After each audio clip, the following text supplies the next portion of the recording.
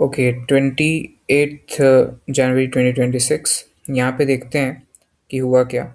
तो एक red candle आई, उसने रिजेक्ट करके नीचे से क्लोज किया, बट अगले कैंडल ने गैप डाउन किया और सपोर्ट पे एग्जैक्टली उसने ओपन किया। तो इतना दूर के सपोर्ट में मैं ट्रेड नहीं लेता, तो मैंने उसको छोड़ दिया और वो ग्रीन कैंडल में कन्वर्ट हुआ। तो होना क्या था कि ग्रीन कैंडल ने क्लोजिंग की पिछले रेड कैंडल के क्लोज के ऊपर, बट उसके बाद हो गया गैप डाउन, जिसका मतलब है कि वो जो क्लोजिंग थी वो फेल हो गई। बेसिकली उसका मतलब ये हुआ कि बायर्स फेल हो गए ऊपर क्लोज करने के, पिछले रेड कैंडल के क्लोज के ऊपर। तो इस रीज़न से मैंने डाउन के लिए ट्रेड लिया। ये पहला ट्रेड था और यहाँ पे ये विन हो गया। अब आ जाते हैं दूसरे ट्रेड पे। तीनों ट्रेड्स आज यूएसडी पीकेआर में लिए गए थे। अब यहाँ पे केयरफुली आप लोग देखना, ये वाली जो कैंडल है वो क्लोज होती है इवेंचुअली पिछले कैंडल के विक के अंदर, सॉरी, विक के बाहर, as far as I can remember. But gap up हो जाता है। और गैप अप कहाँ होता है? राउंड नंबर पे, ये राउंड नंबर पे। और वो जो पिछले जो बड़ी सी ग्रीन कैंडल है उसके विक के अंदर। तो नेचुरली ये आएगा कि हाँ भाई ग्रीन कैंडल बनेगा। बट मैंने यहाँ से डाउन के लिए ट्रेड लिया, इसलिए क्योंकि ग्रीन कैंडल तो ठीक है कि हाँ उसने वो जो ब्रेकआउट हुआ था, पिछला रेड कैंडल ने जो नीचे की तरफ ब्रेकआउट किया था वो फेल हो गया क्योंकि गैप अप ओपनिंग हो गई वापस से। बट यहाँ पे ट्रेंड डाउन है।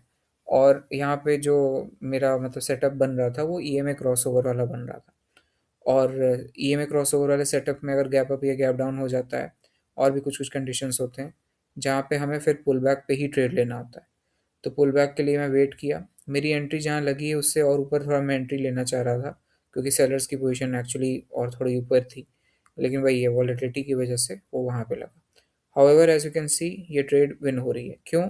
क्योंकि इवन दो वो गैप अप हुआ था, बायर्स नहीं किया था, लेकिन अगर ट्रेंड डाउन का है और वॉलेटिलिटी है तो सेलर्स ओवर पावर कभी भी कर सकते हैं क्योंकि ट्रेंड उनका है। तो ये बात हमेशा हमें ध्यान रखनी है। तो ये दूसरा ट्रेड विन हो गया। अब आ जाते हैं तीसरे ट्रेड पे। हाँ, बाय द वे, आज 3 कॉन्सेक्यूटिव विन्स हो गए फिर से। कल 3 कॉन्सेक्यूटिव लॉसेस हुए थे, एसएल हिट हुआ था। आज 3 कॉन्सेक्यूटिव विन्स हुए। कोई भी मतलब नहीं है इनका विन्स का, टारगेट्स का, एसएल हिट का। बस अपना एग्जीक्यूशन पे ध्यान देना है हमेशा।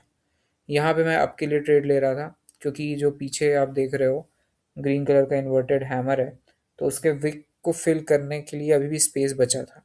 और जो प्रीवियस ग्रीन कैंडल है वो किसी रेजिस्टेंस पे क्लोज नहीं हुआ था। और जो प्रेजेंट में जो भी कैंडल बन रही है उसने ना ही गैप अप या गैप डाउन किया था। तो ये सारे रीजंस थे। इन सारे रीजंस को देखते हुए मैंने अप के लिए ट्रेड लिया। मेनली यही कि फिल करना है उसको।